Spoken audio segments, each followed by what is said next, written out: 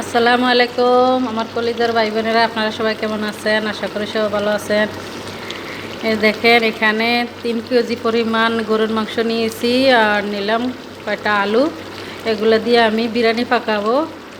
তো আমি অবশ্যই কাঁচা মাংসের ভিডিওটা করছিলাম, আমার একটা ফোন আসার কারণে ভিডিওটা আমার কেটে গেল। তারপরও আমি দিয়ে দিব, আপনারা অবশ্যই দেখবেন পুরো ভিডিওটা। তো এখানে ময় মশলাগুলো সব কিছু আমার ওই ভিডিওতে দেওয়া আছে, আমি কি কি দিছি এখানে। আচ্ছা, মাংসটা আমি এখানে কষাই নিতেছি, আলুগুলো সিদ্ধ হোক। আর এদিকে আবার আমি এই যে ভাত রান্না করার জন্য ভাতটা আমি আলাদা পাকাবো। ওই যে পানিটাও আমার গরম হয়ে গেছে, গরম মশলা দিয়ে দিছি আর লবণ, স্বাদ মতন লবণ দিয়ে দিছি। এখন আমি চাউলটা দিয়ে দিব এখানে। যে চাউলটা দিয়ে দিব, দিয়ে দিলাম চাউল।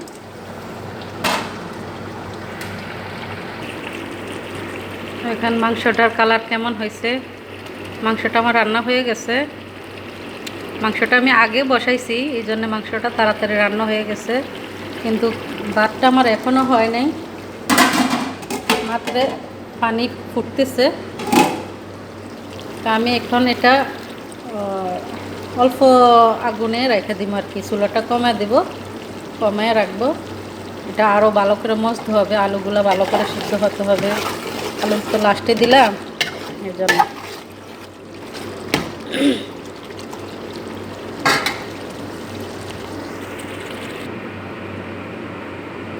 মাংসটা আমার হয়ে গেছে আর ভাত তো হয়ে গেছে আমার। এখন আমি এই ভাতগুলা এখান থেকে সেকে সেকে ওই পাতিলে দিয়ে দিব।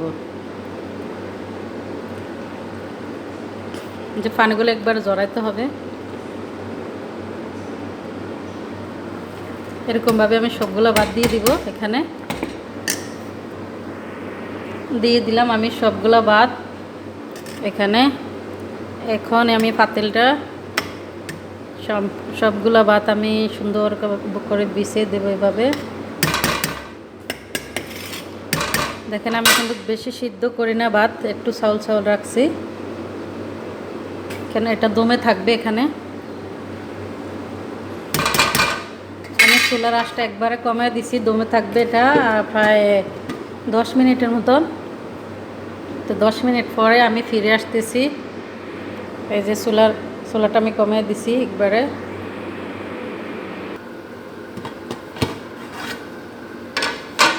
হয়ে গেছে আমার, এই যে উপরে দিয়ে ভাপ উঠছে, হয়ে গেছে আমার বিরিয়ানি। এখন এই বিরিয়ানিটা আমি কীভাবে মিশাই এটাও দেখাবো, ইনশাআল্লাহ আমার সাথে থাকবেন। যদি ভিডিওটা আমার ভালো লাগে তাহলে অবশ্যই অবশ্যই সাবস্ক্রাইব করবেন, বলবেন না কিন্তু, লাইক করবেন, কমেন্ট করবেন। অবশ্যই আপনারাও ট্রাই করে দেখবেন, অনেক মজা। আলহামদুলিল্লাহ, আমি তো ট্রাই করে দেখছি, টেস্ট করছি, অনেক মজা। কিছুই দেওয়া লাগে না, আমি সম্পূর্ণ একবারে যা দিছি। এখন আমি চুলাটা বন্ধ করে দেব। এই যে চুলাটা বন্ধ করে দিলাম। এখন আমি বিরিয়ানিটা মিক্স করব।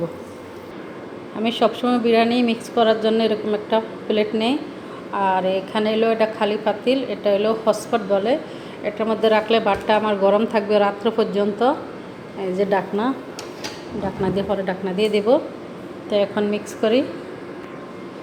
এই যে দেখেন, এরকমভাবে এক সাইড দিয়ে উঠাইবেন ভাতগুলা, উঠে এরকমভাবে মিক্স করবেন। মিক্স করে তারপরে মনে করেন এই পর্যায়ে আমি এখন খাইতে পারবো, কিন্তু আমি তো এখন খাবো না। আমি এখন এগুলো রেডি করব, পরে যার যে সময় মন চাইবে ওই সময় খাইবে আর কি। তো আমি এইভাবে আসলে একা একা ভিডিও করি, তো এই জন্যে হয়তো ক্যামেরাটা ঠিক মতন ধরতে পারি না, মোবাইলটা একাতে মোবাইল দ্বারা একাতে ভিডিও করা কাজ করা তো সম্ভব না। তারপরও করি, আপনাদেরকে দেখানোর অনেক ইচ্ছা যে আমি কিভাবে কাজ করি, কিভাবে আমি রান্না করি, আপনারা দেখবেন। এই যে মাংসগুলা দেখছেন, এক সাইড দিয়ে থেকে উঠাইবেন, উঠে আমার নিচে কিন্তু পানি নাই, শুকনা। এটা হলো আরবিয়ান স্টাইলের। আর অনেকগুলো বিরিয়ানি আমি রেসিপি দিয়েছি, অবশ্যই আমার চ্যানেলে আছে, দেখবেন আপনারা সবাই।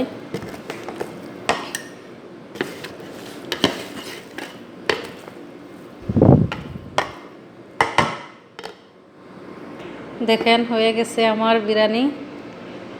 কেমন হয়েছে অবশ্যই জানাবেন। আমি তো একটু খাইও দেখলাম, আলহামদুলিল্লাহ অনেকটাই মজা হয়েছে।